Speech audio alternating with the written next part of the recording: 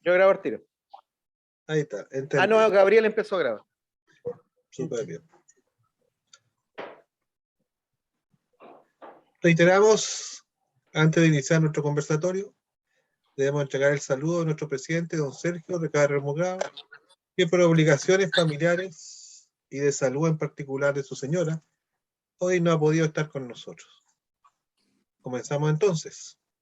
Estimadas tertulianas y estimados tertulianos, presentes en este espacio virtual, damos el más fraternal saludos a todas y todos a nombre del Centro Social y Cultural Carlos de los Santos Segura, organización de la sociedad civil de Chillán que busca una mirada laica, fomentar y abrir espacios de conversación que aporten al conocimiento, la reflexión y desarrollo del hombre y la mujer libre.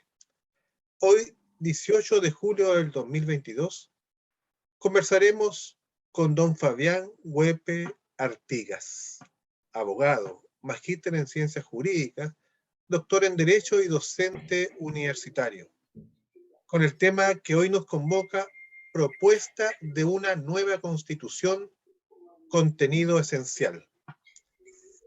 Inmediatamente les voy a presentar a nuestro querido amigo secretario de nuestro centro social y que en los conversatorios cumple también el rol de moderador, panelista y telonero. Estimado Sergio Álvarez Gebauer, te dejo el espacio para iniciar nuestra tertulia. Muchas gracias a todos y todas por acompañarnos esta noche con este gran tema que nos va a definir nuestras relaciones sociales, políticas, económicas y culturales por un periodo que fácilmente superará los 30 años. Estimado Sergio, tienes el espacio para poder conducirlo.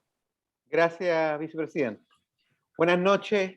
En mi condición de secretario del Centro Social y Cultural Carlos de los Santos Segura, es un placer el poder seguir entregando información, conocimiento, ciencia y arte a la comunidad. Por eso, siguiendo con nuestras videoconferencias denominadas Conversando en Pandemia, y entendiendo la importancia del acto cívico del día 4 de septiembre del 2022, hemos querido invitar a esta charla denominada Propuesta de una nueva Constitución, contenido esencial, al abogado, magíster, doctor y académico de la universidad prestigiosa, Universidad de Concepción, a don Fabián Huepe Artigas, para que converse con nosotros en el tema ya indicado.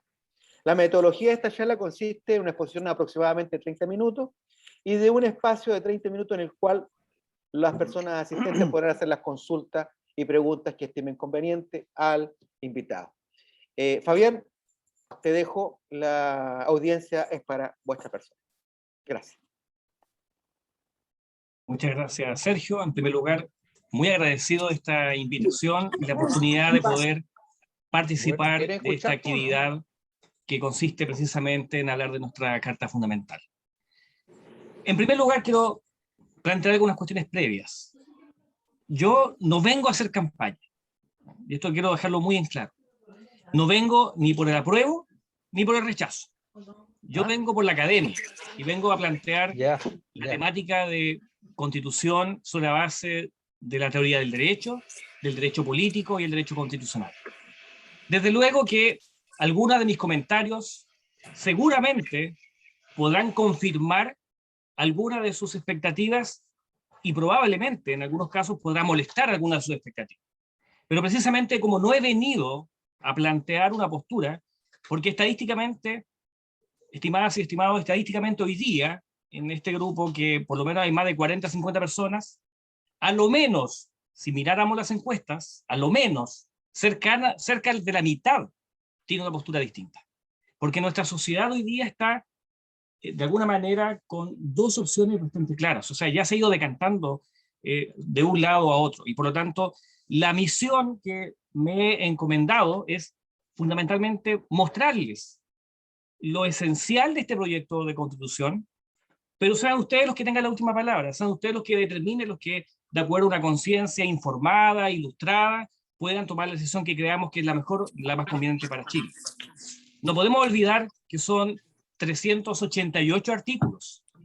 Y si bien es cierto, la invitación que se ha hecho desde todos los sectores es la lectura de la propuesta, ustedes comprenderán que leer 388 artículos implicaría, saquen la cuenta, Son 388 artículos más las disposiciones transitorias. Pensemos solo para efectos matemáticos, 400 artículos para efectos matemáticos. 400 artículos, 1 minuto por artículo, son 400 minutos. O sea, estamos hablando de 6 horas, 7 horas. Si usted la multiplica por 2 minutos por artículo, son 14, 15 horas. Comprenderán que es mucho tiempo para leerse una constitución de esta naturaleza. Entonces, no queda otra que oír a los especialistas, a las personas que opinan, y por supuesto que para ir formando nuestra convicción iremos oyendo tanto de un sector como de otro para ir generando nuestras propias conclusiones. Por eso que mi misión, espero poder cumplirla, es tratar en este poco tiempo, ustedes comprenderán, 14 horas, transformarla en media hora, 1 hora máximo, es difícil, pero trataré de alguna manera de mostrarles una radiografía, un esquema de lo que es esta propuesta constitucional, sin perjuicio que haré algunas visitas a la teoría del derecho y algunos planteamientos sobre el derecho constitucional o el derecho político para, de alguna manera, también ir teniendo algunos elementos de juicio que nos permitan poder comprender mejor esta propuesta. Voy a partir de inmediato. Voy a compartir pantalla. Tengo una presentación que es la que les quiero mostrar a ustedes. Denme un segundo, lo voy a hacer en este momento.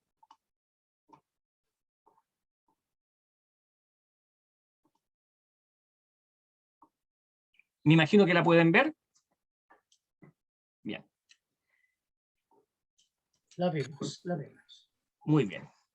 Partamos entonces inmediatamente. ¿Por qué es complejo enfrentar este problema constitucional? ¿Por qué es difícil este tema? ¿Por qué nos ha generado discusiones? Nos ha generado, en algunos casos, divisiones. Porque se trata de preguntarnos acerca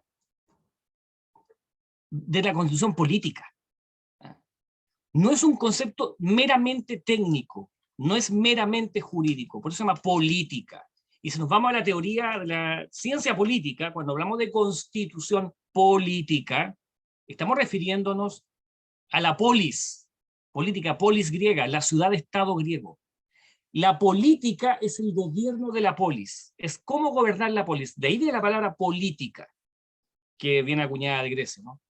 Y que, por supuesto, la polis era denominada ciudad-estado griego, ¿no? Ciudad-estado griego, y por lo tanto hoy día es el equivalente al Estado, a la moderna técnica del Estado acuñada ya en el siglo XVI con Maquiavelo, su obra El Príncipe, donde empieza a hablar de este concepto. Entonces, hablar de política es hablar del gobierno del Estado, cómo se gobierna un Estado, y eso tiene que ver con visiones sobre cómo gobernar, y eso obviamente genera puntos de vista, genera posiciones, y por eso cuando hablamos de la constitución política, estamos hablando de la estructura sobre cómo gobernar un Estado. Y eso genera visiones. Por eso es difícil hablar de este tema. Entonces, ¿qué es una constitución política? ¿Qué es técnicamente? Yo sé que lo han visto tal vez en otras presentaciones, pero seré muy breve para luego explicar el proyecto, o la propuesta más bien dicho, ¿no? Pero la palabra constitución, desde el punto de vista teórico, y por eso siempre desde la academia yo quiero plantear todo este tema, ¿no? Significa, tal como ustedes lo ven ahí, significa, viene la palabra constitucio, organización. Eso es la estructura básica, el pilar básico, el marco estructural y esencial que se conforma una propia sociedad, ¿no? Eso es, técnicamente. Y decimos que esa es la norma jurídica fundamental, como seguramente ya lo han oído varias veces, y esto es muy bueno, que la ciudadanía se vaya familiarizando con esto, que creo que ha sido muy positivo, que la ciudadanía pueda de alguna manera tener opinión, tener conversación sobre este tema. Pero esa es la norma jurídica fundamental, fundamentos, cimientos. ¿Y qué regula? Fundamentalmente y esencialmente. Lo esencial de un Estado, valga la redundancia, lo más importante de un Estado, esto es, ¿cuál es la forma jurídica que tiene? ¿Cuáles son sus órganos? Y en segundo lugar, ¿cierto?, la forma de gobierno. Fundamentalmente, cuando nos preguntamos sobre lo esencial del Estado en la forma jurídica, lo veremos más adelante, seguramente lo podemos conversar, nos estamos preguntando si el Estado es un Estado unitario, un Estado federal, un Estado regional, y los órganos que lo componen, los principales órganos, ejecutivo, legislativo, judicial. Cuando hablamos de la forma de gobierno, que también lo que regula una constitución, nos estamos preguntando si es un gobierno presidencial, sea, es un gobierno parlamentario, un gobierno semiparlamentario. Eso es lo que regula esencialmente la Constitución. Y finalmente los derechos fundamentales. Esto que ha sido, ¿cierto?, un tema de aspiración, ¿no?, de la ciudadanía, ¿no? Los derechos fundamentales, ¿cierto?, tanto los individuales, los civiles y políticos, como los sociales, o sea, los sociales, económicos y culturales, y otros derechos que podemos conversar. Eso es, en esencia, lo que debe regular una Constitución. Como dice esta presentación, son las reglas básicas de la vida común, las estructurales, las que establecen el cimiento. Y esto es muy importante destacarlo. No son las reglas de la simple mayoría, porque las reglas de la simple mayoría de la ley son las que establecen los programas políticos contingentes.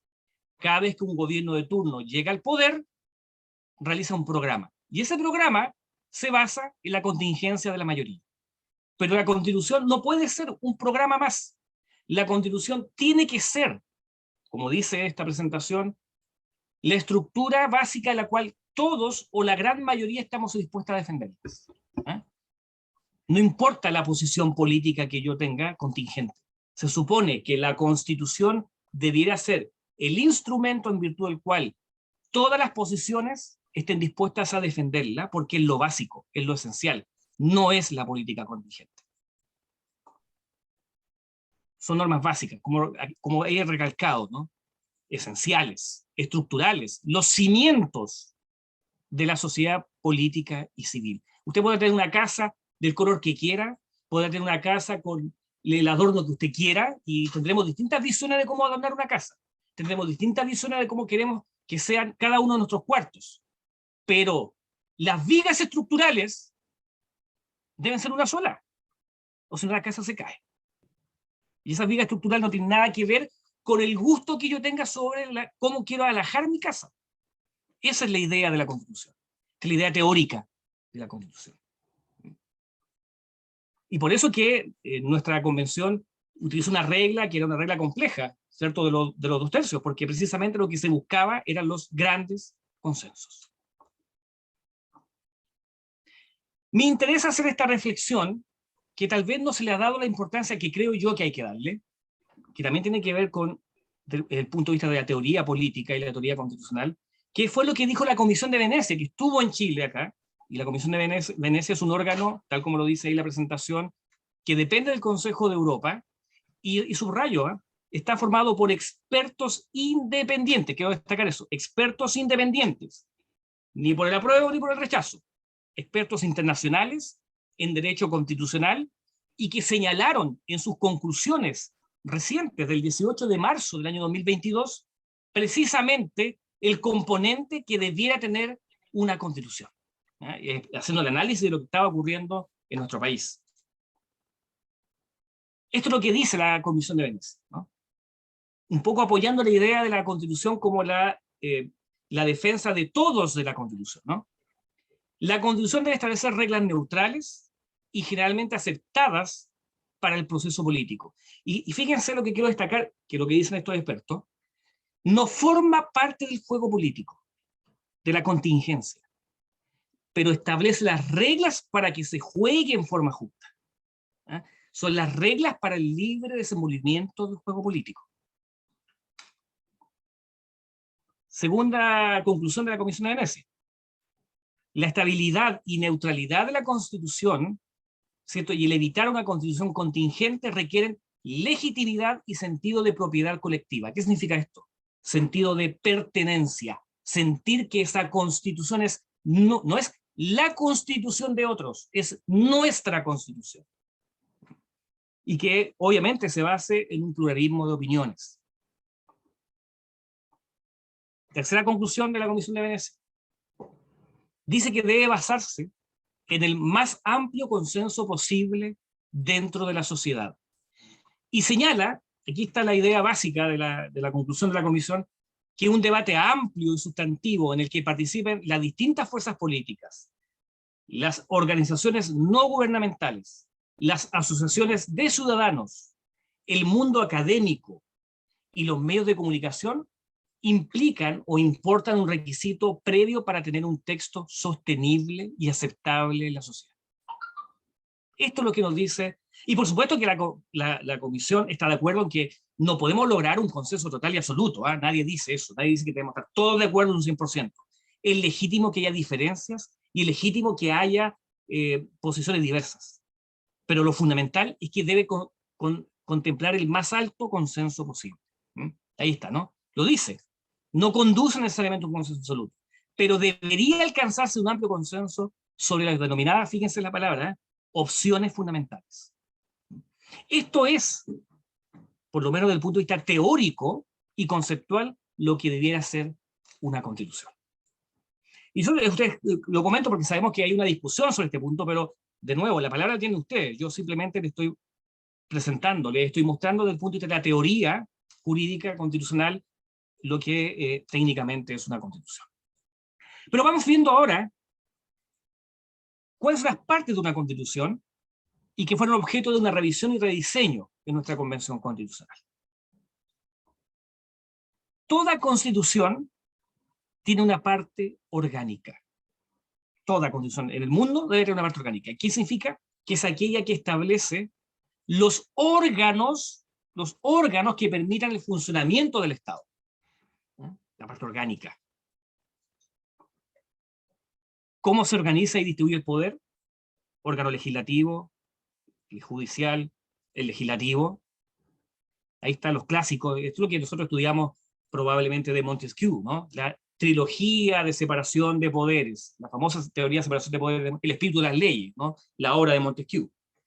Pero que en realidad hoy día, en el derecho cierto, más contemporáneo, a mi juicio, esto ha sido opinable, ¿no? No es la última palabra, pero por ejemplo una doctrina alemana posterior dice, sabe, si aquí no hay tres poderes, lo que hay son varias funciones, ¿no? Y ahí yo menciono varias funciones, son 6 en realidad, no sé por qué me quedaron, son 7, porque es el órgano ejecutivo que a su vez tiene el gobierno de la administración, el órgano legislativo, el judicial, que son los clásicos poderes que ustedes conocen, pero, por ejemplo, ¿quién podría desconocer el poder de la Contraloría General de la República para precisamente fiscalizar los actos de la administración? Entonces eso es una función de control, ¿no?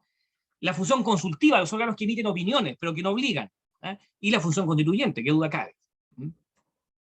Pero además una constitución puede tener una parte dogmática, así se le denomina en teoría jurídica constitucional, parte dogmática, ¿no?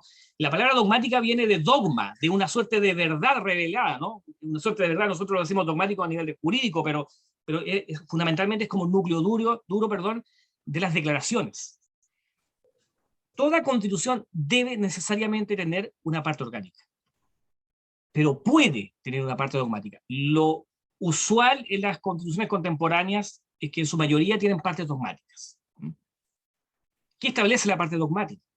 Los principios jurídicos y políticos fundamentales, la declaración de los derechos fundamentales y los mecanismos para protegerlos. Esto es el esquema de una constitución. Esto es lo que debe tener una constitución. Necesariamente la parte orgánica y posiblemente, pero en la práctica la tienen muchas, una parte dogmática. Mi misión es mostrarles, en este breve lapso de tiempo, mostrarles la estructura, el esquema de la convención. ¿Qué es lo que contempla, ¿cierto? Nuestra propuesta de constitución? Reitero, 388 artículos, 57 disposiciones transitorias. Tiene un capítulo primero, que se denomina Principios y Disposiciones Generales, que es una parte dogmática, ¿no?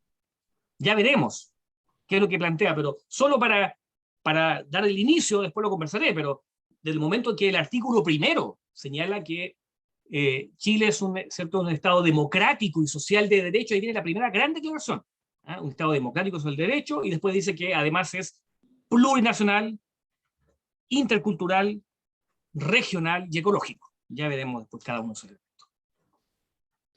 Ahí están los principios jurídicos y políticos. Las declaraciones están en los artículos primero 16. Y desde ya recomiendo, sugiero, que atendido a que es muy difícil leer los 388 artículos, propongo que lean por lo menos los primeros 15 o 16 artículos, nada más. El núcleo duro de la Constitución, la esencia de esta propuesta está ahí, en los primeros 16 artículos. Lo demás es irradiar estas declaraciones, irradian en todos los demás capítulos. Usted lea los primeros 16 y se va a hacer una idea, yo creo, bastante cabal, ¿ah? de cuál es el espíritu que está detrás de esta propuesta. Luego viene un capítulo segundo, que son los derechos fundamentales y garantías. También es parte dogmática porque es la Declaración de Derechos Fundamentales. ¿Ah?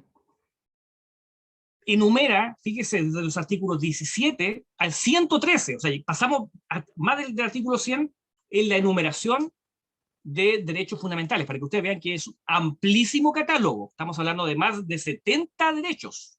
¿Ah? Es muy, muy extenso. Por eso que quería explicarles que venía en este proyecto. ¿Mm? También hace una referencia a la nacionalidad y ciudadanía en esos artículos, y también hace una referencia a algo que es fundamental. ¿Eh? No saco nada con tener una constitución que declare 50, 60 o 70 derechos, si no tengo instrumentos para asegurar su ejercicio y su respeto. Y para eso hay 3 acciones que contempla esta propuesta, que es la denominada tutela de derechos fundamentales, que reemplaza el recurso de protección que tenemos hoy día. El recurso amparo se mantiene, y hay unas indemnizaciones por error judicial, si tenemos tiempo las puedo explicar. Pero les estoy mostrando el esquema, ¿no? Capítulo primero, principios y disposiciones generales. Capítulo segundo, derechos fundamentales y garantías. Partes dogmáticas, ambas. La Defensoría del Pueblo se crea en esta propuesta, no existe la constitución vigente. La Defensoría del Pueblo, que tiene por objeto velar por el respeto de los derechos fundamentales, probablemente es una suerte de cambio del Instituto Nacional de Derechos Humanos. ¿Mm? Capítulo tercero, naturaleza y medio ambiente. También parte dogmática porque hay una serie de declaraciones en materia de naturaleza, partiendo de la norma que dice, ¿cierto?, que es una norma que generó discusión, polémica, pero la norma está ahí, ¿cierto?, que la norma que dice que la naturaleza tiene derechos. De ahí parte, y luego todo irradia toda la idea, ¿cierto?, de ecología, que lo veremos después, ¿cierto?, en esta propuesta. Ahí está la protección de la naturaleza y sus principios, del artículo 127 a 133. Una nueva categoría de bienes que no estaba en la condición vigente, que voy a denominar condición del 80, más allá que ustedes saben que por discusión de campaña política, uno dice no, la del 80, uno del 2005, pero técnicamente es la condición del año 1980 con su modificación, ¿no? Se hablaba de bienes públicos en esa constitución, y hoy día ya desaparecería ese concepto para hablar de bienes comunes naturales.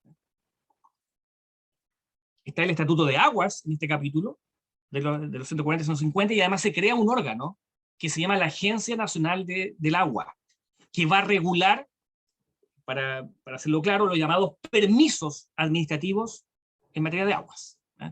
Porque obviamente esto pone término a la idea del derecho de aprovechamiento de aguas o la idea de concesión, ¿no? Aquí va la idea de permiso administrativo.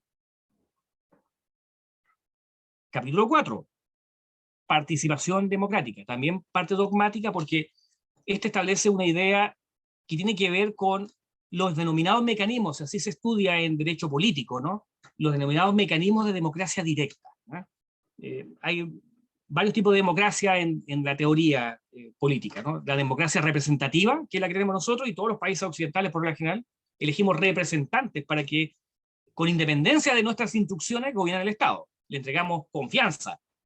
Y también, ¿cierto?, ellos nos dicen que hay un programa y los votamos por el programa, pero ellos después tienen independencia, ¿no? Y esa es la democracia representativa. Pero ahora se une la idea, esa democracia representativa, pero hay una democracia directa, que es la griega, está en la mano, y la democracia semidirecta es incorporar a la democracia representativa mecanismos de democracia directa. Y aquí están, ¿cierto?, ¿cuáles son esos mecanismos que se van diseñando en esta propuesta? Por ejemplo, la iniciativa popular de ley, que se parece, para que ustedes se hagan una idea, a lo que existió en la convención. ¿Se acuerdan que había una iniciativa popular de norma constitucional donde había que juntar, 15.000 electores, 3 regiones, con una propuesta, para que luego lo discutiera la convención? Bueno, esto se mantendría ahora como una regla permanente, pero de leyes, ¿no? Hay un porcentaje del electorado y está regulado en la ley. También está la iniciativa de derogación total o parcial de ley. Es decir, un grupo de electorado, 3 al 5%, no recuerdo exactamente la cifra, pero que puede proponer que una ley sea derogada, ¿no? Mecanismos de participación directa. Por eso son mecanismos de participación democrática. Sufragio y sistema electoral está también regulado en esta propuesta. Ahí están los artículos, ¿no? Capítulo quinto. Fíjate cómo le estoy tratando de mostrar brevemente esta radiografía de la propuesta, ¿no? Capítulo de buen gobierno y función pública, que también tiene una parte dogmática y orgánica. ¿Por qué orgánica? Porque también establece los órganos de la administración, ¿no? Las ideas de probidad, transparencia, rendición de cuentas. Ahí están las normas 165 al 168. La prohibición de la corrupción como un principio básico también está aquí, ¿no? Sobre la falta de probidad, prohibición de optar a cargo y remuneraciones que también se van fijadas por una comisión. Ahí está en este capítulo. El Consejo para la Transparencia, que hoy día tiene consagración legal y que tiene por objeto velar por el acceso de los ciudadanos a la información pública. Si un órgano administrativo no me quiere dar la información, uno recurre ante el Consejo para la Transparencia. Esta tendría hoy día consagración en la Constitución. La administración pública, que es fundamentalmente orgánica, y también algunos principios, dogmática. Servicio civil, no el registro civil, es el servicio civil, que es la que tiene que ver con el personal de la administración del Estado. También el cuerpo bombero, ¿no? O sea, siempre esto llamó la atención, pero el cuerpo bombero está consagrado a nivel constitucional, por eso es que lo agrego ahí en esta norma. Capítulo sexto. Luego viene el Estado regional y la organización territorial. Esto ya es orgánico porque crea órganos territoriales. La comuna autónoma, fíjense, no estamos hablando de la región autónoma, la comuna autónoma, que genera una independencia respecto a la región.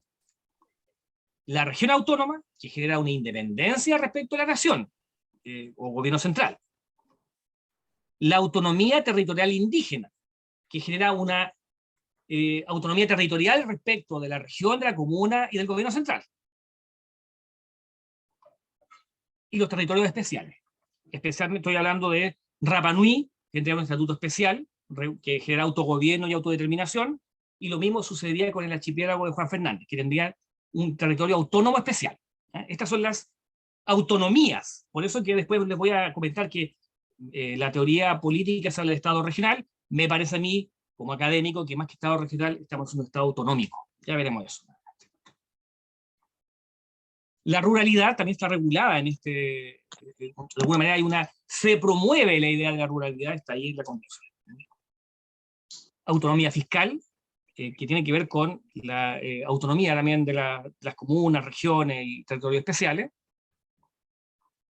Y luego pasamos al capítulo séptimo, poder legislativo, que también es parte orgánica, y que parte con el denominado Congreso de Diputadas y Diputados, o sea, ya no se llama Cámara, es Congreso, se llama, ¿ya? De Diputadas y Diputados.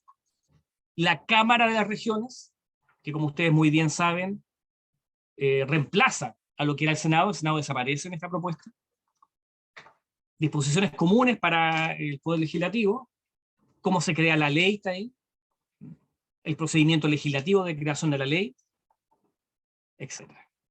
Capítulo octavo, les estoy mostrando una radiografía. Poder Ejecutivo, ¿se fijan? Poder Legislativo, Poder Ejecutivo. Regula los estados de excepción, de asamblea, de sitio y de catástrofe, y como todos seguramente ya saben, han escuchado la discusión, no está el estado de emergencia. Capítulo noveno, sistemas de justicia, que tampoco se llama Poder Judicial, hoy día pasa a llamarse Estado de Justicia, que tiene una parte orgánica, y ahí está la regulación de sus artículos, ya vamos a los artículos 307 a 349. Está el Consejo de Justicia, que es un órgano creado para la elección de los jueces, para la tutela de la Academia Judicial, y en definitiva para también, no solamente la elección de jueces, sino que el control disciplinario de los jueces. Capítulo 10. Órganos autónomos. Aquí algunos se regulan porque algunos están dispersos, ¿no? Pero hay algunos que se regulan aquí, como la Contraloría General de la República, que se mantiene, el Banco Central, que se mantiene, el Ministerio Público, que se mantiene, Defensoría Penal Pública, que antes estaba consagrada en la ley, ahora pasa a la Constitución, la Agencia Nacional de Protección de Datos, que tiene por objeto velar por los datos personales, fíjense, y ahí probablemente hay un tema con el Consejo para la Transparencia, que vela por los datos personales respecto a la administración pública, en tanto que la Agencia Nacional de Protección de Datos va a velar por los datos personales en el sector privado. La Corte Constitucional, ya no hay tribunal constitucional, sino que se llama Corte, que tiene distintas facultades. Capítulo 11, reforma y reemplazo de la Constitución. Ahí están todos los mecanismos para modificar esa Constitución, o bien, si se quiere crear una Constitución completa nuevamente. Ahí está la reforma, los procedimientos. Terminamos con las disposiciones transitorias. ¿Qué son las disposiciones transitorias? Son aquellas normas que permiten la incorporación gradual, en el caso de ganar el apruebo, de esta Constitución, porque si no existieran normas transitorias, sería un caos, ¿no? Significaría que al día siguiente entraría en vigor todas las normas de la Constitución, lo cual generaría una serie de problemas con las normas actualmente vigentes. ¿Qué es lo que hace la disposición transitoria? Lo que hacen técnicamente es permitir un paso gradual desde la norma que está establecida, ¿cierto?, en la actual legislación versus la nueva Constitución. Tiene 57 artículos transitorios. En suma, ¿no? Este esquema tan rápido, ¿no? La propuesta de Constitución que hoy día estamos conociendo tiene 11 capítulos, 388 artículos y 57 disposiciones transitorias. Y ya hemos acabado de explicar en qué consiste cada capítulo. Solo para efecto comparativo, nada más comparativo, la Constitución actual, denominada, yo digo, del 80, ¿no?, tiene 15 capítulos, fíjense, más capítulos, pero tiene 143 artículos, es decir, menos de la mitad, y 51 disposiciones transitorias. Entonces, la pregunta será, bueno, ¿y qué lo quiten? ¿Por qué tenía tantos capítulos la Constitución del 80? Solamente se las menciono muy brevemente para que se hagan la idea que es un esquema distinto, pero técnicamente hace referencia a las bases de la institucionalidad, nacionalidad, derechos y deberes constitucionales, y luego, fíjense cómo regula: gobierno, poder ejecutivo, congreso, poder legislativo, y poder judicial. Ahí habla de gobierno, congreso, poder judicial. Estamos hablando de la actual. Ministerio Público, Tribunal Constitucional, ¿se fijan? Servicio Electoral y Justicia Electoral, Contraloría, Fuerzas Armadas, Consejo de Seguridad Nacional, que desaparece en el proyecto, en la propuesta nueva, desaparece. Banco Central, Gobierno de Administración Interior del Estado. Se fija, ahí están, ¿cierto?, los 15 capítulos de la Constitución actual. Para que vean, era para que ustedes vean la diferencia formal entre una y otra.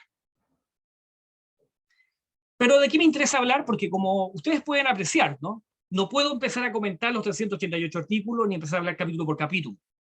Quería simplemente que se dé una idea general de cómo opera esta propuesta. Pero lo que interesa entonces es hablar del núcleo dogmático de esta propuesta de Constitución, ¿no? ¿Cuáles son las características esenciales que yo he podido apreciar del análisis de esta propuesta? Y lo voy a volver a repetir, pero primero, como primera característica, ¿no?, el Estado democrático y social de derecho. Esa es probablemente una de las grandes diferencias de esta propuesta respecto de la Constitución del 80, que solamente dice que Chile es una república democrática y que consagraba el Estado democrático de derecho, pero de corte liberal. Uno podría hablar hoy día del Estado democrático social de derecho, la Constitución del 80, el Estado democrático liberal de derecho. Yo digo, y después mixta. ¿Por qué? Porque si uno hace un análisis, ¿no?, la Constitución del 80 en sus orígenes era claramente, y podríamos decir radicalmente liberal. Una condición donde uno ve que elementos como salud, vivienda, educación, está entregado, ¿cierto?, a los particulares que puedan desarrollarlo, y si ellos no quieren o no pueden, interviene el Estado. El principio probablemente más extremo de la subsidiariedad, conocida en inicios de los años 80. Pero también hay que decir, en honor a la verdad, que esta constitución tan radical en lo liberal, luego, ¿cierto?, al año 90, ¿cierto?, con la vuelta a la democracia, los gobiernos de la concentración, fue generando una mixtura, fue generando, ya partimos de la economía social de mercado, y por lo tanto se fue generando lo que uno denomina, y así se ha visto en la teoría del derecho público, una colaboración público-privada, ¿no? Entonces fue atenuándose esta característica. Pero desde luego que este proyecto de convención parte de un supuesto distinto, que es esta idea de Estado democrático y social de derecho, que impulsa, podríamos decir, para hacerlo en términos simples, los derechos de segunda generación. Es decir, no los derechos, se mantienen los derechos individuales, los civiles y políticos, pero impulsa los derechos económicos, sociales y culturales. Pero además agrega, y esto no está en las condiciones europeas, ¿no?, porque cuando tomamos la idea de Estado democrático y social de derecho, estamos tomando la idea de las constituciones española, alemana, francesa y italiana, las de la posguerra, que parten con la idea de Estado democrático y social de derecho. Por aquí nosotros incorporamos, y esto es importante, incorporamos lo que se denomina el constitucionalismo latinoamericano, al agregar la frase plurinacional, intercultural, regional y ecológico. Y lo voy a explicar en un momento más. Segunda característica, mayores mecanismos de democracia directa, que denomina uno democracia semidirecta cuando se incorporan estos mecanismos, y que yo he destacado, ¿cierto?, la iniciativa popular de ley, la iniciativa de derogación de ley, la iniciativa indígena en materia de reforma, referéndum o plebiscito, que ¿cierto?, lo hace sinónimo, como consultas nacionales, regionales. Hay bastantes estos mecanismos dentro de esta propuesta. La Constitución del 80 solo hace referencia al plebiscito para casos muy excepcionales, en caso de discusión entre el presidente y el Congreso en ciertas materias de reforma, que es bastante, no tiene mucha regulación. Tercera característica, cierto, esencial, es un Estado intercultural, y cuando se habla de la interculturalidad se habla del diálogo horizontal entre las diversas culturas existentes, ¿cierto? Uno puede decir que la Constitución 80 es monocultural, puesto que no tiene referencias, ¿cierto?, a este aspecto. Inclusiva, diríamos también, ¿cierto?, en esta propuesta, puesto que hace mención en varios de sus artículos a los niños, niñas, adolescentes, las mujeres, y esta frase está en la tomada de la Constitución, ¿no?, inventada por mí, ¿cierto? Son frases que para uno a veces son un poco novedosas, ¿no? Disidencias sexogenéricas, ¿cierto? La diversidad sexual está bastante planteada en esta Constitución, ¿eh? Pero también hace referencia a los ancianos, también hace referencia a los discapacitados, también hace referencia a las personas que están vulnerables, ¿no? Es en términos generales lo que plantea esta propuesta. Y paritaria, ¿no? Todos los órganos colegiados del Estado, esta es la regla de la paridad, en el cual debe haber al menos una mujer, ¿cierto?, en cada uno de estos órganos del Estado colegiado, y las empresas públicas, semipúblicas, y también políticas, incluso fuera del ámbito público, promoviendo el Estado esta idea de la paridad. Este más o menos como, podemos decir, las características. Pero luego voy a hablar de otra cosa, ¿no? Voy a hablar de los sellos, que se parecen a las características, pero de alguna manera aquí voy a explicar, seguro tú voy a decir cuáles son las improntas que tiene esta propuesta constitucional.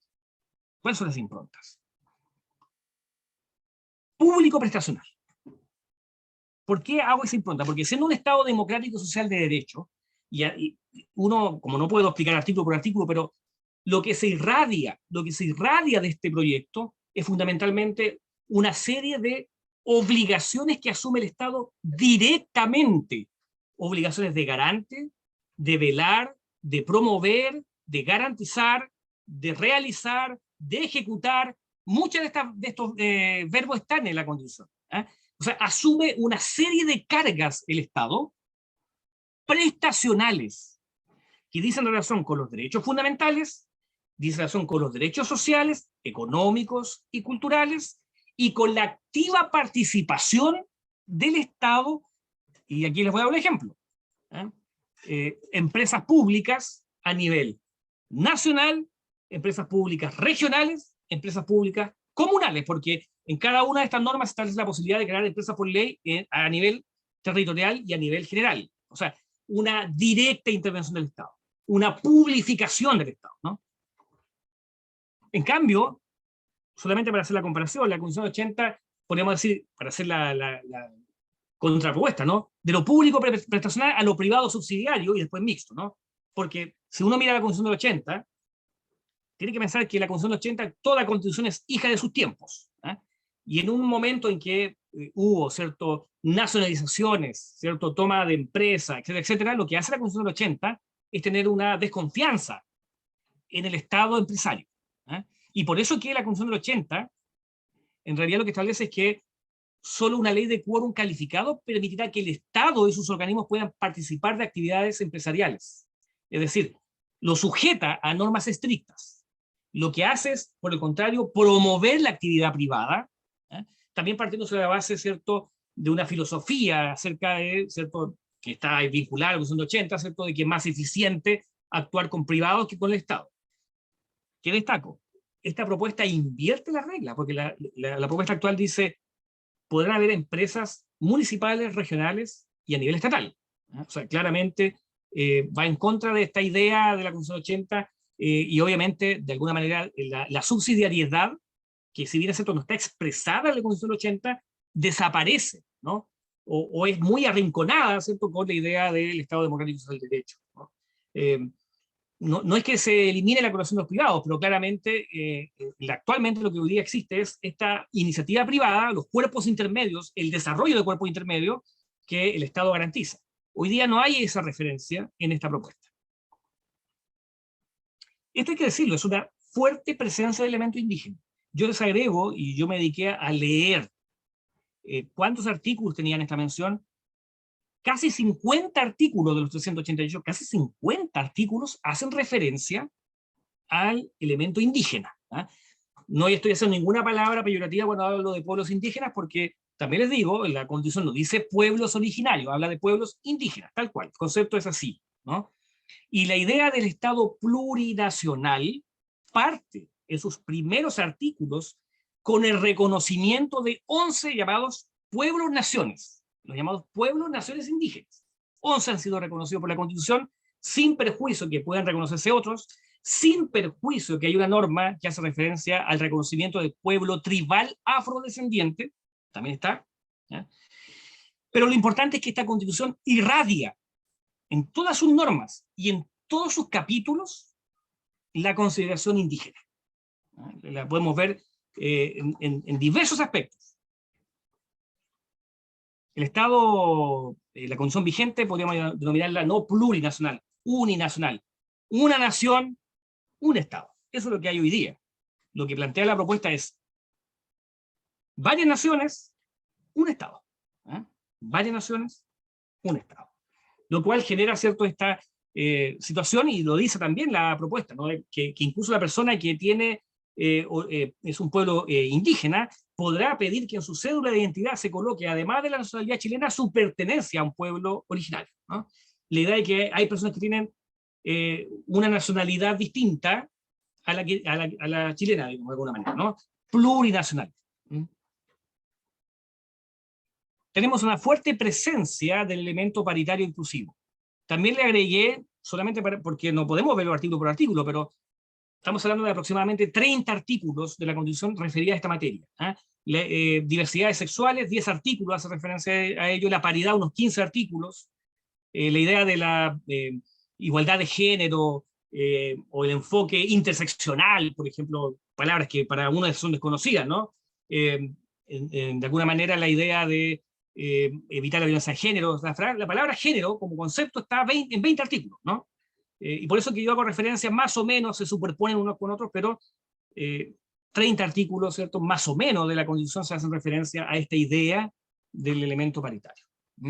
La Constitución 80 no lo menciona, no lo menciona. Fuerte presencia del elemento ecológico en esta propuesta constitucional, fuerte presencia. Más o menos conté unos 45, casi 50 artículos, en los cuales hay mucha mención, ¿cierto?, al tema ecológico, al cuidado de la naturaleza, el medio ambiente, el aire puro, está irradia. Por eso, estas características que estoy dando son las normas que irradian todo el texto, todo el texto. Ahí está.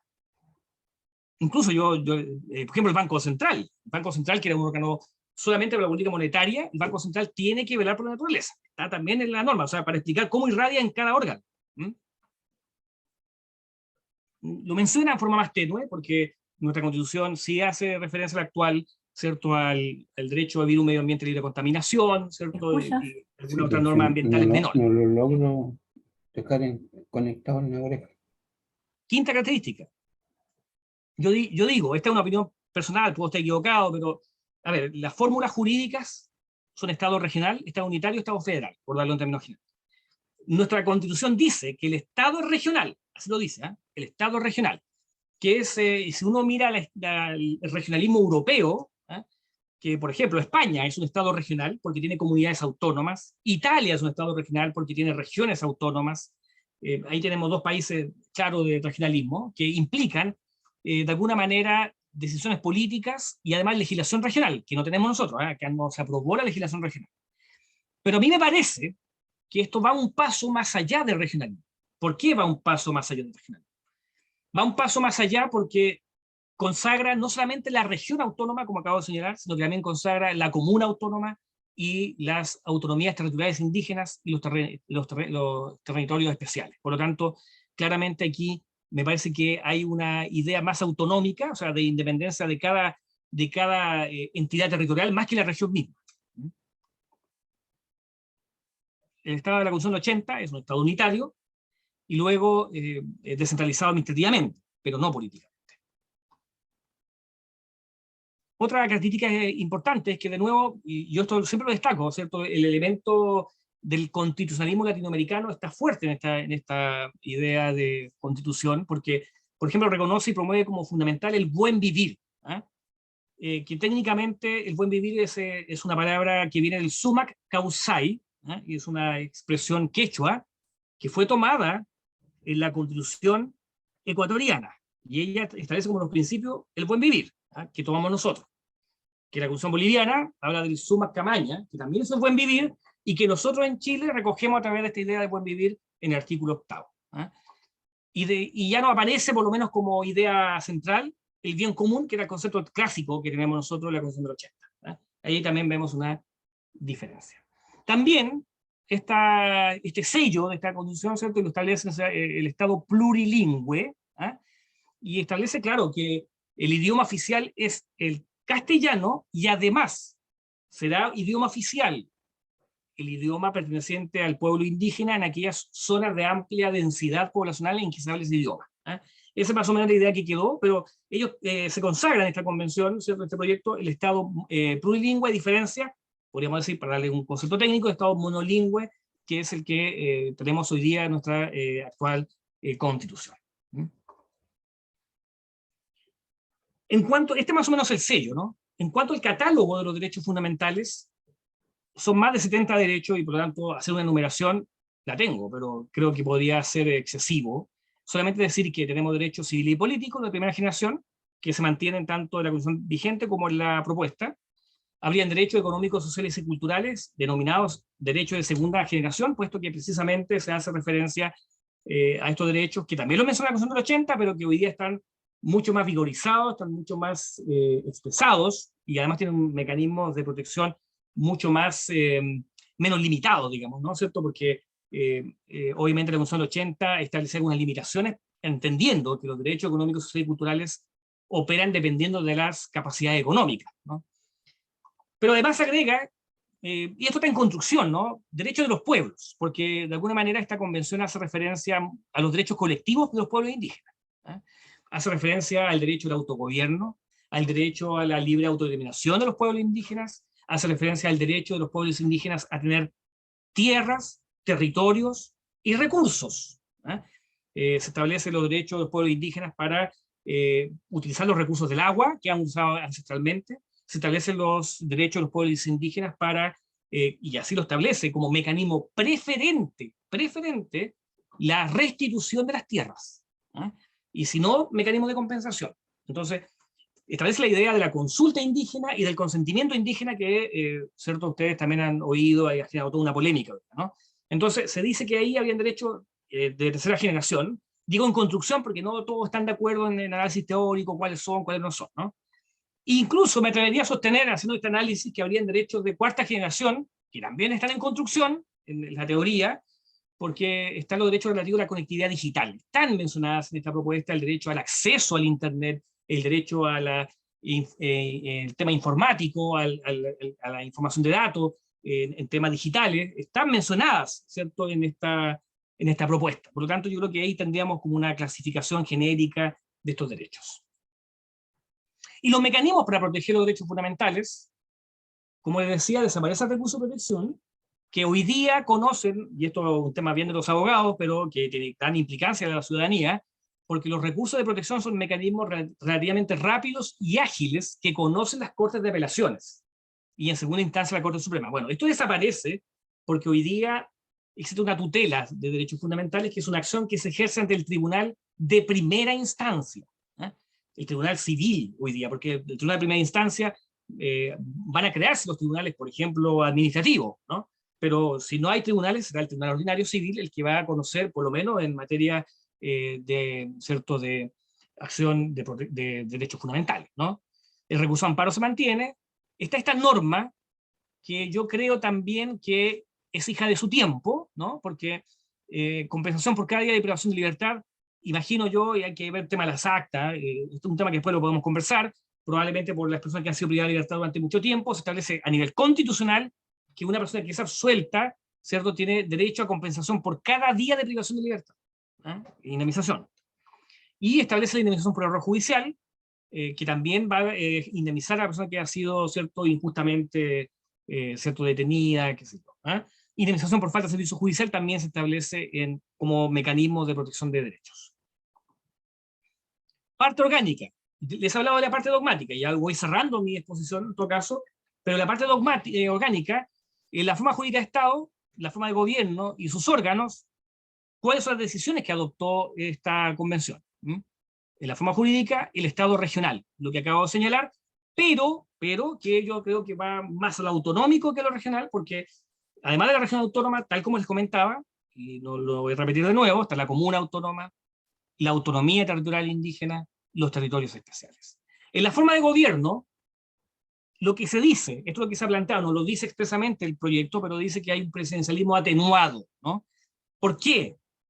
Y esto es lo fundamental. El presidente ha perdido sus facultades de iniciativa legislativa y de iniciativa legislativa exclusiva, fundamentalmente en materia de carácter económico, o que comprometan el patrimonio estatal, o en la creación de empleos públicos, servicios públicos. Eso se le quita al presidente y se le entrega a la Cámara, al Congreso de Diputadas y Diputados, quienes tienen esa iniciativa.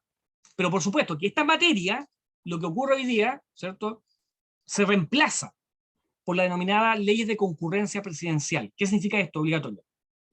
Perdió la iniciativa el presidente, pero, si bien esa iniciativa surge del Congreso, para que se pueda transformar en ley es necesario contar con el patrocinio del presidente.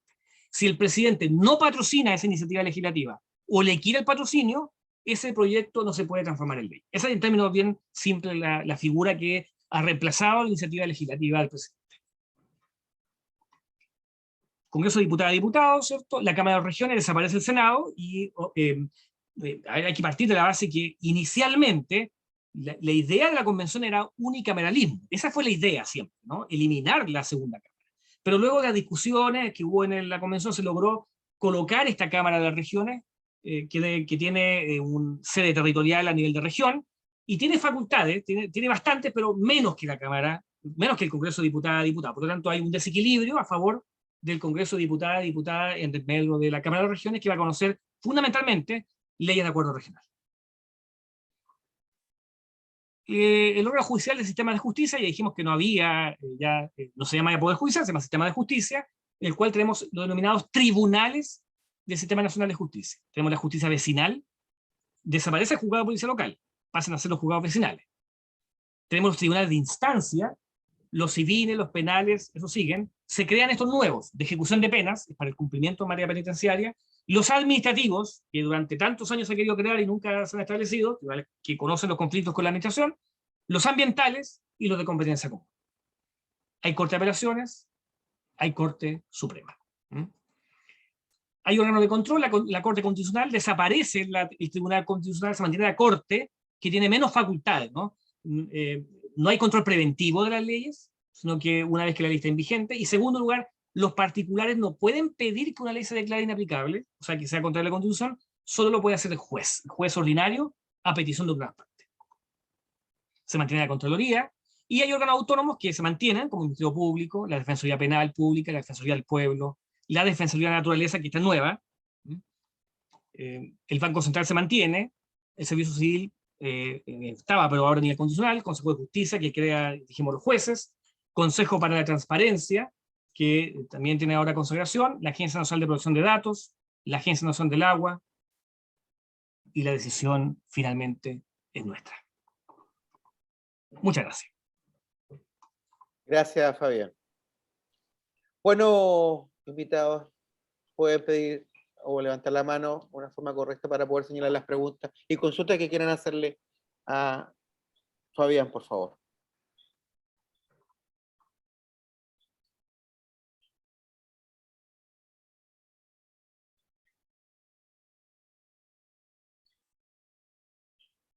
Parece que quedó muy claro, ¿ah? Hola, ¿se escucha? Oye, Sí, Mario. Mario Hola. va... Sí, hola, buenas noches. Gracias, Hola, don buenas Fabián, noches. por su presentación. Me surgen algunas dudas. Realmente he estado activamente leyendo el texto y, por ejemplo, me llama no la atención, pero es la duda sobre la diferencia entre un Estado y la nación. ¿Por qué? ¿Cuál es la plurinacionalidad y por qué algunas personas como que están en desacuerdo con eso? Como que van a dividir Chile, es como lo que finalmente se menciona.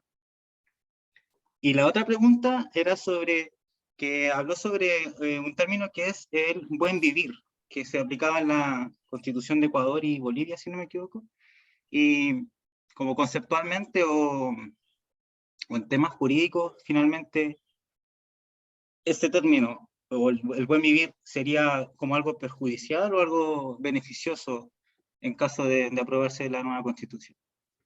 Eso. Bien. Sí, en primer lugar, en relación a esta idea de Estado y nación, la teoría política ha planteado precisamente estos conceptos, y desde ya decirles que nuestra tradición constitucional, estoy hablando desde los inicios de la República, no estamos hablando de ahora, es tomar lo que se llama la concepción francesa de nación.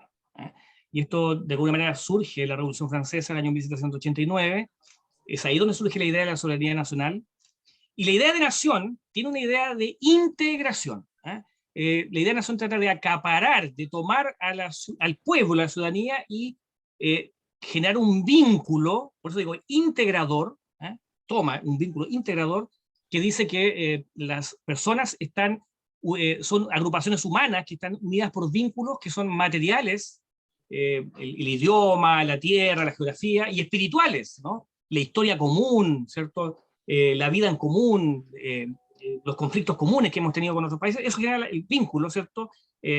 Condiciones materiales y espirituales que le hacen poseer conciencia de tener esas caracteres comunes, y aquí viene una frase importante, que les permite diferenciarse de otros grupos. O sea, la idea de nación tiene una idea de integración y una idea de diferenciación con otros grupos nacionales. Entonces, y que genera, ¿cierto?, la convicción o la conciencia de mantener esos lazos de unidad. Esa es la idea de nación, esa es la idea francesa de nación, que habla de las generaciones pasadas, presentes y futuras. Esa idea de nación es la que recoge nuestro país, y la que establece entonces la idea de que un Estado tiene una nación. Y nosotros lo que hacemos en América, en términos generales, es precisamente una idea, ¿cierto?, de integración. Estoy hablando ya a nivel latinoamericano, ¿cierto?, que distintos pueblos originarios indígenas se vayan, ¿cierto?, asimilando a la idea nacional de integración. Esa es la idea. Los conflictos que hay en Europa, que por ejemplo Suiza, ¿no?, países donde hay multinacionales, ¿no?, han tenido otro tipo de conflictos distintos a los nuestros.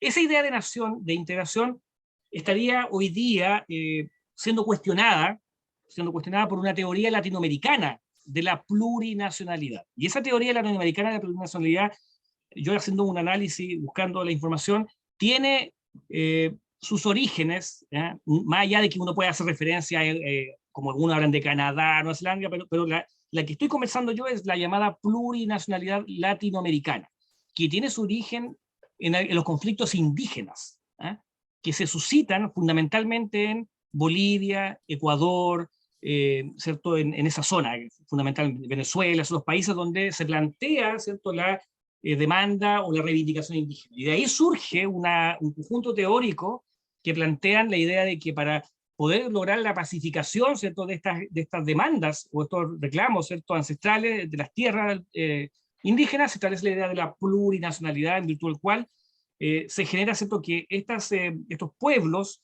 ¿cierto?, van a tener derecho a su propio autogobierno, su propia autodeterminación, su autonomía, unido esto en la convención a su pluralismo jurídico, es decir, su propio sistema de justicia. Entonces, de alguna manera va generando la idea, ¿no?, la idea de integración, pero del pueblo originario, con diferencia, pero ahora con, ¿cierto? En este caso estamos hablando con la teoría francesa de la nación. Entonces, obviamente eso genera una tensión que genera alguna discusión en esta materia. Pero precisamente la idea de plurinacionalidad proviene, de dónde se toma. En el caso chileno, si uno hace el análisis claramente, en la Constitución ecuatoriana del 2008, cuando dice que Ecuador es un Estado plurinacional, y luego fue tomada de la Constitución boliviana del año 2009, que también hace referencia a que Bolivia también es un Estado plurinacional. Por lo tanto, de ahí viene la idea, y que obviamente es una idea un poco difícil de explicar, es verdad, no es técnicamente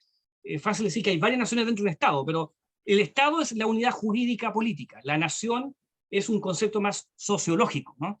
Y ese concepto sociológico es el que va generando, ¿cierto?, esta idea de autonomías con diferencia respecto de la idea, ¿cierto?, nacional francesa. Entonces, más que darle respuesta o planteamiento de lo que es bueno o malo, porque es una valoración, y esa valoración que entregar a ustedes, y esto está hoy día en el debate público, sí tengo la misión de enseñarles de dónde viene esta teoría de la plurinacionalidad, que viene fundamentalmente del plurinacionalismo latinoamericano. Y en cuanto a la segunda pregunta sobre el buen vivir, en realidad la idea del buen vivir también está vinculada al indigenismo latinoamericano, porque el buen vivir lo que hace es generar, y así está indicada en la norma constitucional, una relación, dice, una relación entre la persona con la naturaleza. ¿Ah? Hay una idea ecológica detrás, ¿ah? Y el buen vivir significa esa persona que de alguna manera se va conectando, es interdependiente, también está mencionada la propuesta, independiente significa depende uno de otro, con otras personas, pero también con el entorno de la naturaleza. Esa es la idea que está tomada y que probablemente, de nuevo, toma estos conceptos latinoamericanos para incorporarlo a nuestra Constitución.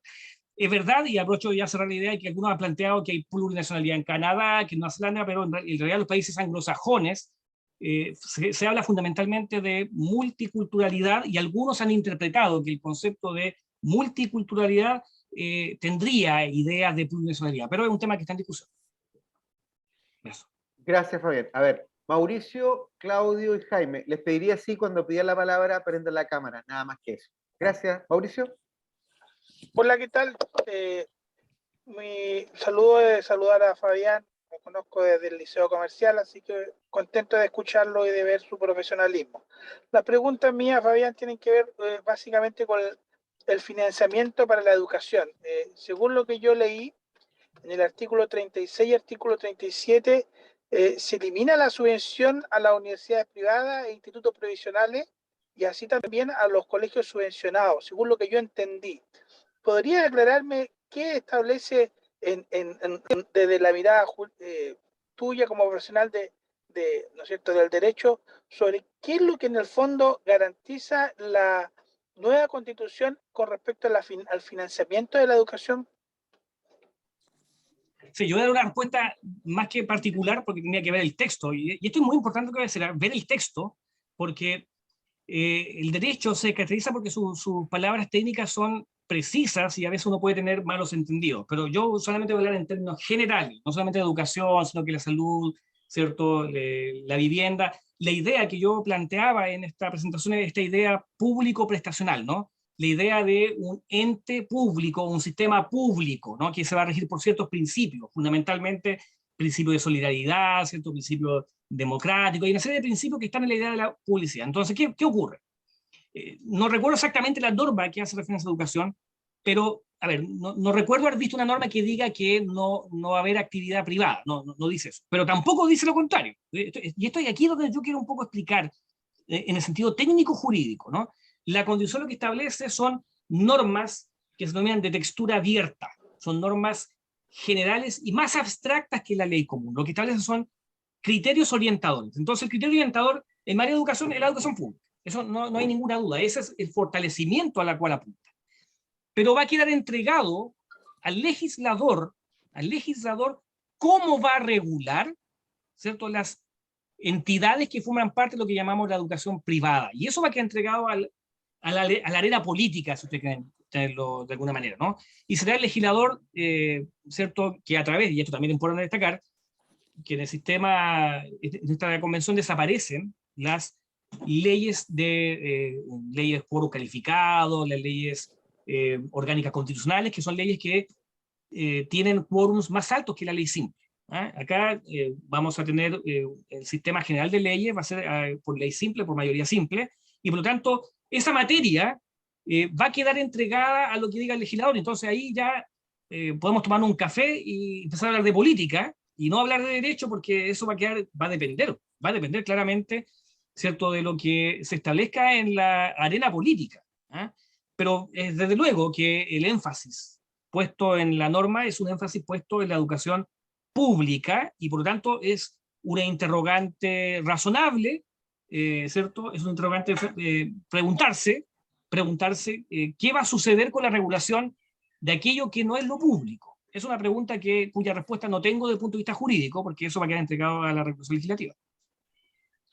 Claudio, estaba pidiendo la palabra. Le pediría que prendiera la cámara, por favor. Bueno, en primer lugar, pido disculpas porque no puedo prender la cámara, no sé qué pasa con mi aplicación, Ya, que no ya. me deja activarla. En segundo, agradecer al Centro Cultural y agradecer a don Fabián por esta charla. Y en tercero, las preguntas. Don Fabián, no tengo en este momento los artículos porque estoy en otro lugar, no estoy directamente donde tenía mis datos, pero estuve leyendo hace un poco tiempo atrás, y también lo que sale en la televisión, el tema del derecho a huelga. Sale que en el derecho a huelga está garantizado y solamente se puede limitar para productos esenciales o alguna palabra similar a eso, para cosas esenciales. Por lo tanto, no está determinado, por ejemplo, que telecomunicaciones sea esencial, que los bancos sean esenciales. Bajo ese contexto, la gente de este tipo de empresas, como bancos, telecomunicaciones, podrían hacer una huelga sin tener limitaciones de que alguien se la pueda controlar de alguna forma. Esa es la primera pregunta. Y la segunda pregunta, como está el Estado plurinacional, y usted bien dijo en un momento que hay un sistema, hay varias cosas que implica el Estado plurinacional, como la autonomía, etcétera, y tenemos un sistema de judicial quizás independiente, no sé si está bien dicha la palabra, pero creo que se entiende la idea. ¿Podría pasar que una acción puede ser delito en un lugar y en otro lugar no fuera un delito? Que sea en otra parte de Chile, por ejemplo, que fuera en Osorno, en un estado indígena, y en otra parte en Santiago no fuera delito una acción y en el otro sí. O podría pasar que en ambos lados fueran delitos, pero fueran castigados de manera distinta. Esas serían mis dos preguntas. Gracias, Claudio. Muchas gracias. Efectivamente, lo que señala respecto de la materia laboral, efectivamente se ha consagrado la idea, hay varias normas ahí, varias normas. Primero, el derecho a huelga ya no quedó entregado solo al sector privado, sino que hoy día se consagra expresamente el derecho a huelga al sector público. Eso está consagrado a nivel constitucional, primera cosa. Segundo, en materia de negociación colectiva se establece que el único titular de negociación colectiva son los sindicatos. En tercer lugar, efectivamente, la idea de negociaciones colectivas, ¿cierto? Lo que se establece es que no hay materias, a ver, ya desaparece la idea de la materia referida a la negociación misma con la empresa. Puede, en realidad, eso de los mínimos solamente no se puede plantear en la negociación colectiva los mínimos esenciales, se dice, ¿no? Pero lo que se ha dicho por lo menos los que se dedican al derecho al trabajo, yo no me dedico a esa área, pero es fundamentalmente que hoy día se admite en la negociación colectiva plantear cualquier temática, no solo aquella relativa a la discusión salarial o de la negociación de la empresa. Y se permite la negociación a nivel ramal, es decir, no solamente y sectorial, no solamente a nivel de la empresa, sino que se permiten, en este caso, efectuar negociaciones a nivel de toda la rama productiva. Incluso se permitiría, porque esto está tomado de algún sistema europeo, ¿no? Se permitiría incluso la negociación por solidaridad. O sea, podría una empresa vecina negociar o incluso generar una huelga, ¿cierto?, como solidaridad a otra empresa. Entonces, queda abierta esta idea de negociación, y al mismo tiempo también hay una norma que es importante que lo destaquemos, ¿cierto?, que se ha consagrado el derecho de los trabajadores para participar en las decisiones de la empresa. Por lo tanto, esa norma lo que va a permitir, esto va a quedar entregado al legislador, ¿no? El legislador tendrá que ver cómo lo regula. Probablemente, estoy haciendo una idea porque no lo tengo claro, pero probablemente, tal vez a nivel de los directorios, existirá, como existe en otros países, un representante de los trabajadores, de los sindicatos. Entonces, todas esas normas efectivamente son las que se han planteado, ¿cierto?, a nivel de negociación colectiva, a nivel de huelga y a nivel de participación en la decisión de la empresa. Eso está en la convención. Respecto de la segunda pregunta, era sobre, la segunda pregunta ya se me olvidó ya. ¿Me escucha? ¿Sí? Sí, Ah, La los segunda delitos. pregunta Bueno, era... a ver, esto, a ver, también en esto hay que ser también muy claro. Lo que la jurisprudencia de nuestros tribunales hoy día han resuelto algunos conflictos civiles, aplicando de alguna manera, en algunos casos, alguna perspectiva de los pueblos originarios en cierto, de algunos aspectos, pero ciertos son aspectos muy, muy acotados. Pero el hecho es que no hay un código indígena, no hay una legislación indígena. Tampoco sabemos, y esto queda entregado de nuevo al legislador, esto queda abierto al legislador, no hay jurídicamente hablando certeza si lo que se va a regular para el pluralismo jurídico es una legislación solo de tipo civil, es decir, usos y costumbres privados, ¿cierto?, de los pueblos originarios, o bien si también esto se va a extender a un código penal indígena o alguna legislación indígena especial. No hay ninguna claridad sobre eso. Tampoco hay claridad, no se sabe, no está regulado eso, si la idea del pluralismo jurídico solo utiliza como factor de conexión los conflictos entre indígenas. No es claro si solamente entre indígenas, o puede ser entre un indígena y un no indígena. No hay, sobre el aspecto no está regulado, y por lo tanto lo que va a ocurrir es que toda esta situación va a tener que ser regulada a nivel legislativo. Mientras no se regule, por supuesto que no podremos aplicar pluralismo jurídico aquí, donde no hay ley, ¿cierto?, que genera esta diferencia. Por lo tanto, mi respuesta, jurídicamente hablando, estrictamente hablando, es que no hay una respuesta para esto, porque no lo regula ni el proyecto, y no sabemos tampoco cómo va a quedar regulado por el legislador. Jaime, Rojuan. Buenas noches, Sergio. Buenas noches, Buenas noches. Fabián. Buenas noches a todas y todos los participantes. Sí, hay varias aristas que uno puede ir agarrando, y las preguntas han sido sumamente importantes para ir abarcando cuestiones de forma más amplia. Yo me quiero referir a dos asuntos que me llamaron la atención. Uno que tiene que ver con el Estado regional y organización territorial, con este tema de la autonomía, que de alguna manera a mí me generó, digamos, algún ruido, y quería compartir con ustedes lo que saqué, digamos, justamente de la propuesta. Cuando entendemos autonomía de las áreas o de las comunas, qué sé yo, tendemos a tener el temor de que esas autonomías pudieran romper nuestra calidad de Estado indivisible. Y de hecho, en el artículo 187, donde se explica este tema de las autonomías, dice expresamente en su numeral número 4 del artículo 187 que en ningún caso el ejercicio de la autonomía podrá atentar en contra del carácter único e indivisible del Estado de Chile, ni permitirá la secesión territorial. Eso creo que es súper importante cuando uno establece en una conversación o entra en una conversación a hablar de la autonomía de los diferentes sectores o áreas o regiones o comunas, etc. Entonces, así entendemos claramente que el Estado de Chile sigue siendo uno solo, tal como lo ha dicho el profesor Fabián Gual.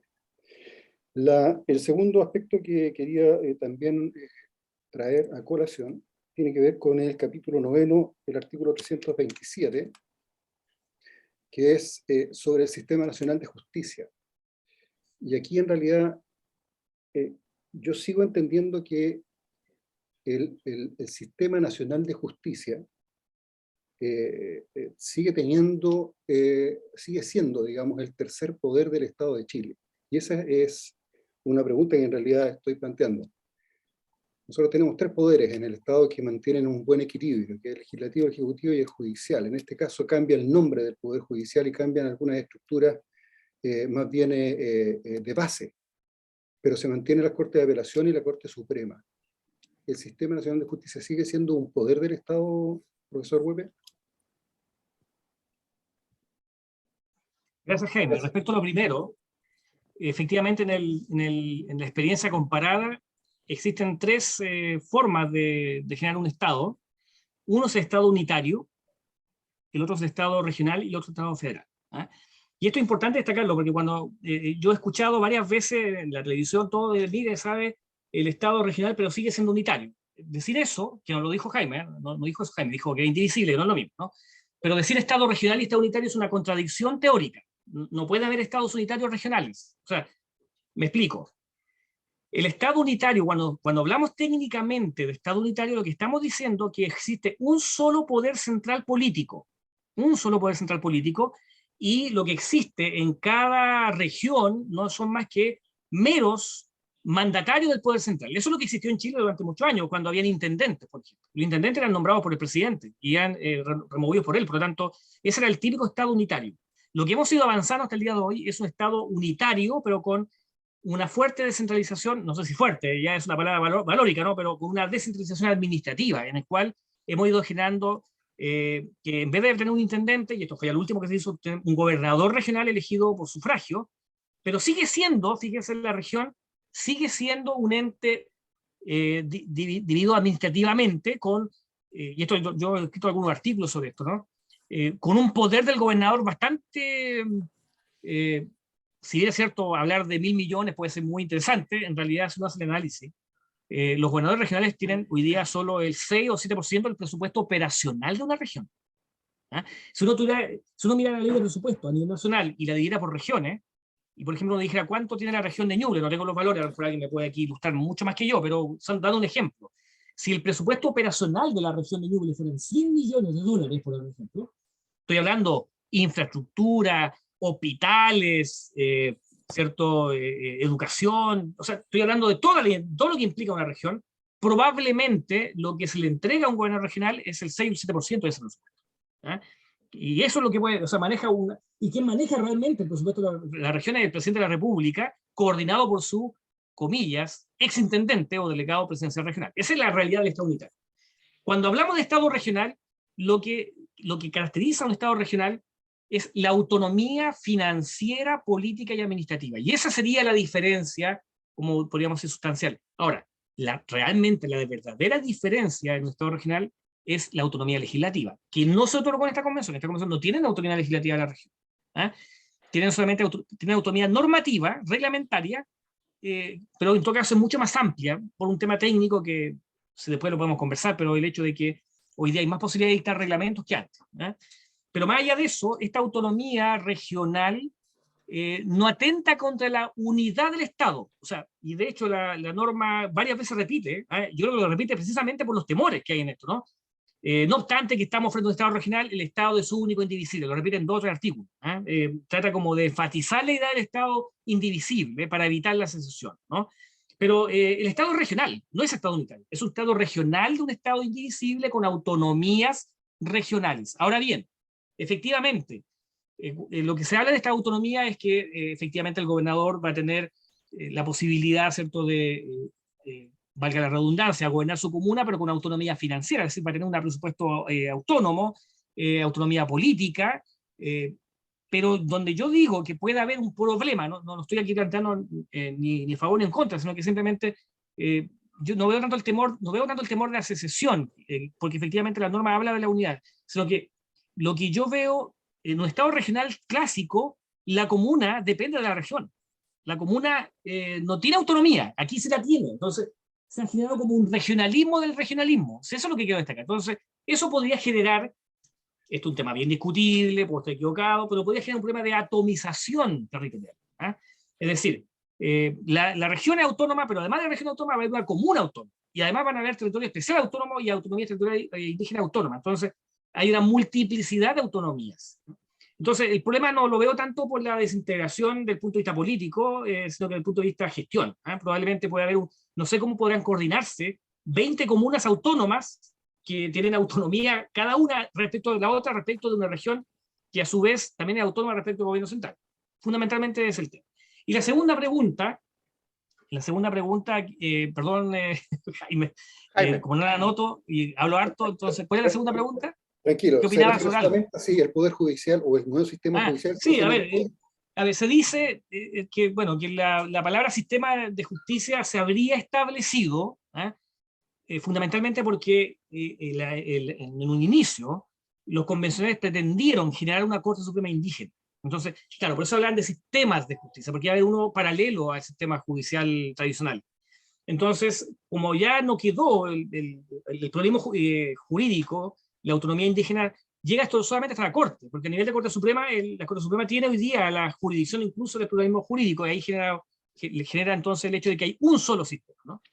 No obstante que hay un pluralismo jurídico, pero más allá de que llamemos poder o no llamemos poder, yo incluso tengo una teoría distinta, hay una teoría alemana que plantea que en realidad no hay tres poderes, en realidad hay un poder. Por eso digo que incluso ni siquiera voy a hablar del poder judicial, hay un solo poder, el poder del Estado, ese es el único poder. Lo que hay son funciones distintas. Hay un poder, el poder del Estado, pero que se divide en varias funciones: función legislativa, función jurisdiccional, función de gobierno, función de administración, función de control, función consultiva, y me parece a mí que, claro, eliminar el nombre, hay un tema de la tradición, pero no veo yo que, a mi juicio, sea tan relevante, ¿no? Hablar del sistema de justicia. A lo mejor hoy día quedó cojo, ¿no? Quedó cojo, porque en realidad la Corte Suprema es la que unifica todo. Pero más allá del nombre, yo creo que los temas de preocupación que se han planteado a nivel de discusión es, efectivamente, no se llama Poder Judicial o se llama Sistema de Justicia, sino es el tema que ha generado la polémica, que ustedes saben, y que yo no voy a emitir un pronunciamiento porque puedo estar equivocado, y aquí hay de todo para opinar, es efectivamente si el Consejo de la Justicia, ¿cierto? Que hoy día nombra a los jueces, ¿cierto? En el cual hoy día va a tener una composición de 17 miembros, los cuales 8 son jueces, menos de la mitad, ¿cierto? Y eso es lo que ha generado alguna polémica sobre si efectivamente está o no el riesgo de politización en el nombramiento de los jueces. Que, entre paréntesis, en el sistema actual, si bien se toca externa, ahí hay un control de los jueces, también lo elige el ministro de Justicia, digamos. Pero efectivamente aquí hay un tema que ha generado el debate sobre si efectivamente hay o no riesgo de politización en el control que efectúe este órgano administrativo, que, como insisto, está compuesto por 8 jueces, 2 son no son jueces, sino que son miembros del Poder Judicial, pero de los 7 que quedan, hay 2 de pueblos indígenas y 5 elegidos por el Consejo entre el Centro Nacional de Justicia, entre el Congreso de Diputados y Diputadas con la Cámara de las Regiones. Entonces, esa es la pregunta, me parece a mí fundamental, ¿cierto? Más que el hecho de si se llama Poder Judicial o se llama Sistema de Justicia. Gracias, Fabián. Hay una persona que aparece con el nombre de Gloria Matamala, pero podría ser que me puede decir su nombre y ahí hace las preguntas, por favor. Sí, yo, Edmundo Villarreal. Y ahora Edmundo. Doña Gracias. Gloria es mi señora. Ah, ya. Sí. Sí, quiero plantearle alguna consulta. Me llama mucho la atención la serie de derechos que me parecen bastante buenos, pero no aparece citado deberes del ciudadano. El ciudadano debiera tener una obligación de respetar los derechos de los otros. Y eso no está especificado en el proyecto. Ese es un aspecto, y en el aspecto judicial, en relación a eso mismo, la Fiscalía está casi especializada para proteger al victimario, pero pareciera ser que se olvidó ha olvidado la protección de la víctima. Ahí hay una cosa que me llama un poco la atención. Esa es una pregunta que involucra a dos a lo mejor. También me llama mucho la atención, y que me parece muy bien, la libertad de la mujer en cuanto a la gestación. Pero me llama la atención qué pasaría cuando una mujer pudiera llegar a decidir abortar el minuto o los días o las horas anteriores al periodo normal de parto. ¿El Estado se hace cargo de alguna situación en relación a la cría, digamos? Esa es una cosa que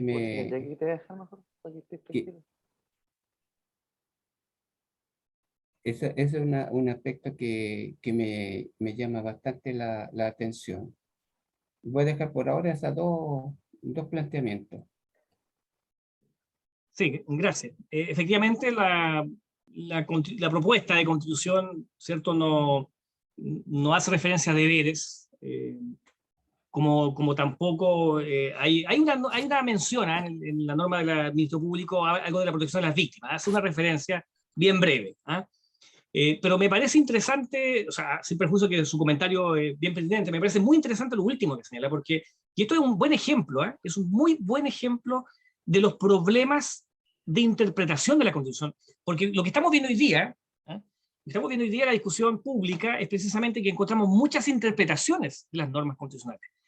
Y sobre eso, y ustedes ya han visto en la columna del fin de semana, ¿cierto?, Carlos Peña plantea una interpretación, hoy día aparecen desmintiéndolo una serie de especialistas, después aparece otra teoría, y bueno, y se acusan unos a otros de teorías tendenciosas, ¿no?, en la interpretación, con el fin, cada uno de los bandos, digamos, de plantear políticas del terror respecto del otro. Pero precisamente lo que quiero aquí destacar, y por eso que me parece interesante hablarlo, es que efectivamente la interpretación constitucional es una cuestión realmente compleja, compleja incluso para los abogados y para los especialistas. Imagínense, si que para nosotros es compleja, ¿qué queda para el ciudadano? ¿Y por qué les digo esto?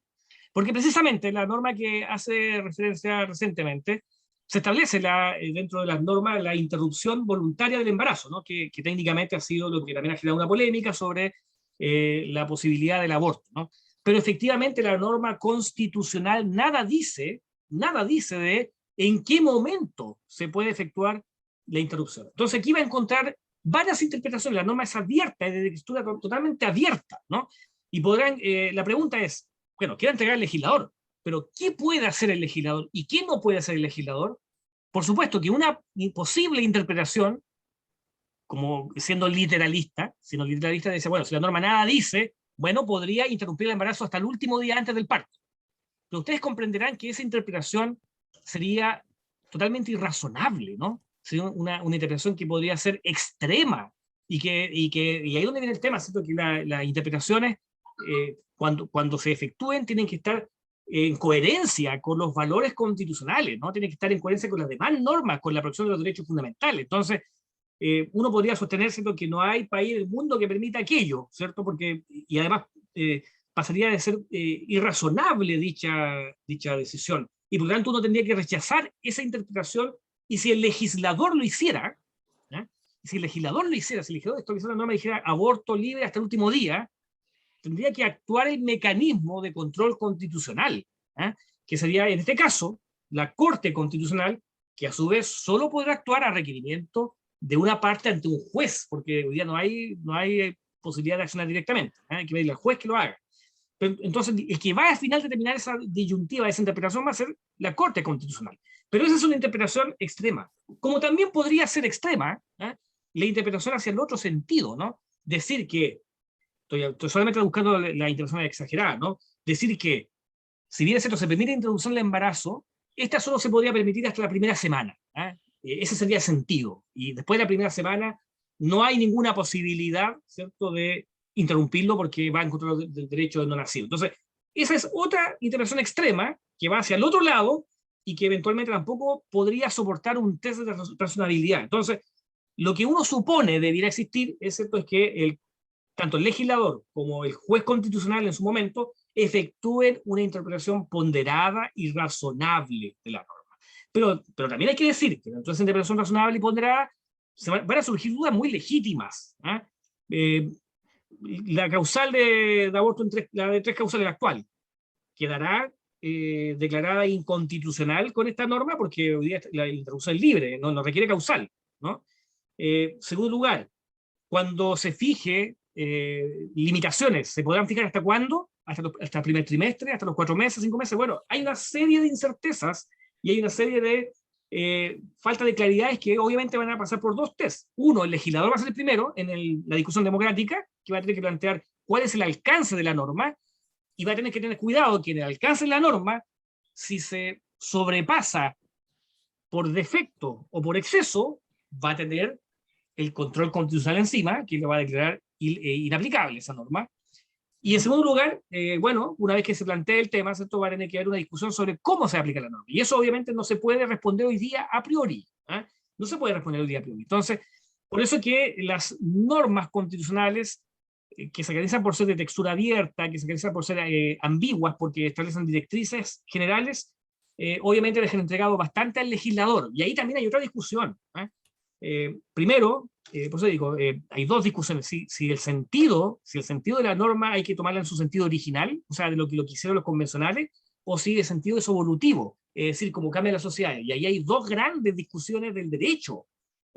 Los originalistas, esto es la teoría norteamericana, ¿cierto?, versus, ¿cierto?, la teoría, ¿cierto?, que le llaman del árbol vivo, de la constitución viviente, que es el otro extremo, ¿no? Entonces, son discusiones bien complejas que hacen difícil poder descifrar, ¿cierto?, los sentidos de las normas, y comprenderá usted que si eso ya es complicado a nivel teórico, constitucional, ¿qué nos queda a nosotros, ¿cierto?, que lo miramos, ¿cierto?, como una perspectiva ciudadana?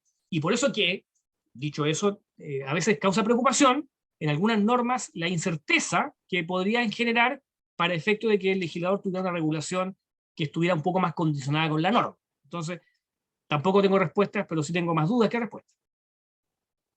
Eran dos, Fabián, las preguntas. Una era sobre el ministro público y sobre Los derechos, sobre las obligaciones. las obligaciones, y lo otro era sobre el tema de la interrupción, ¿cierto? Sí, Esas eran las dos preguntas, no sé si hay otra más. Por ahora que me quedé con eso. Sí. Ya, doña Ana Hinojosa, le pediría prender a la cámara, por favor. Hola, Gracias. muy buenas noches. Estoy medio chascona ahí, pero... No se preocupe. Bueno, felicitarlos primero que todo. Muy buena charla y muy aclaratoria para quienes no sabemos tanto, obviamente, del tema legal. Solo faltó la paridad en los panelistas.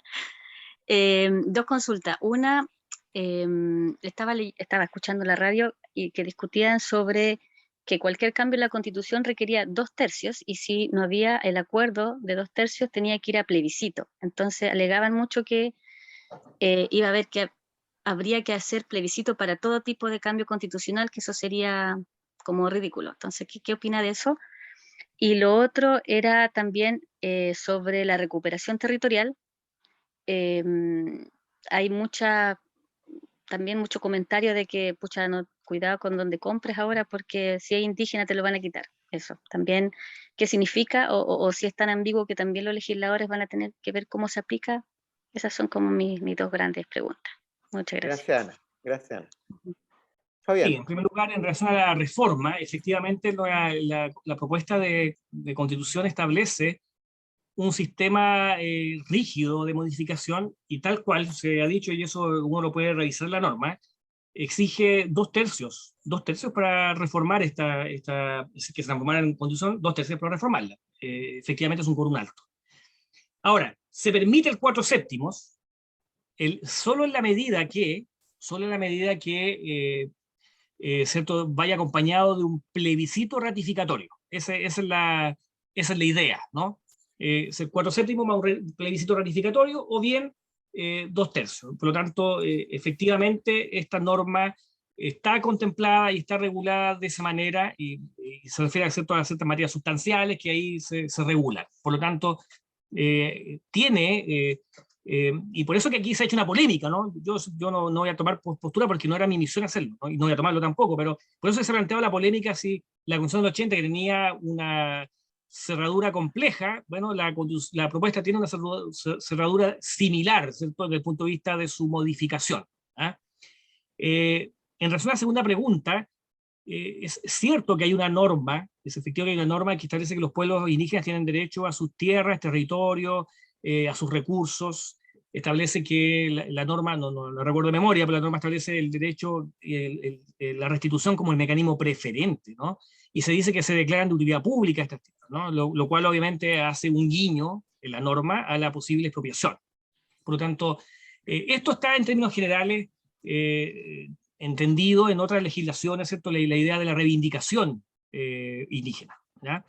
Ahora, ¿qué tierras, qué territorios? La respuesta es que esto va a quedar otra vez entregado al legislador, porque el legislador va a generar un grupo de personas que está establecido en las normas, ¿cierto? Que va a encargarse de hacer un catastro y, ¿cierto? Y una revisión, ¿cierto? De cuáles son las tierras que están sujetos a, ¿cierto? A materia de reivindicación indígena. Por lo tanto, tampoco hay una certeza en esta materia, no puedo decir, a ver, y aquí va a encontrar dos teorías, ¿no? ¿Cierto?